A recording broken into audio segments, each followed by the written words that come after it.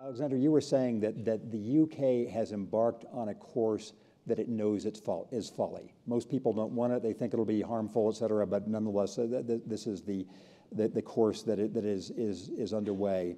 What in the fabric of how people in the UK make decisions and take in information will make them more resistant to that kind of tragedy in the future? Yeah.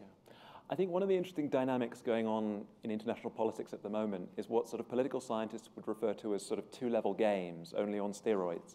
That traditionally we could sort of have confidence that ambassadors, our diplomatic apparatus, could come up with agreements with other countries and we'd be able to stick to them.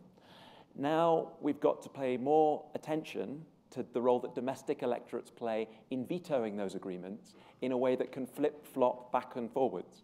So in the UK case, the dialogue with the European Union over Brexit, the negotiators on both sides frankly don't know how to begin negotiations. The EU looks at the UK and says, what are you doing? And the UK is looking to the European Union saying, we want to negotiate on a hard Brexit stance, but we're not quite sure we've got enough electoral confidence given the general election results of the last couple of weeks. You see that playing out on a global scale multilaterally with instances like the Paris Agreement on climate change, where Donald Trump wasn't even quite sure what his position was when he turned up for the international meeting, but had to be in a position of consulting back home. So that two-level game dynamic means that to engage internationally in the reconstruction of World Order 2.0, we've got to have social cohesion back home to create a mandate for the recreation of a hopefully liberal global order.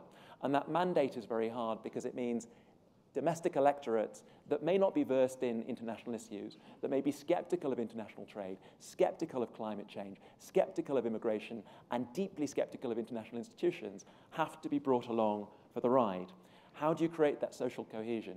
Well, the area I work on, refugees, is an exemplar of that challenge, because I want my country and Europe to play a more constructive, cooperative role in protecting and assisting refugees.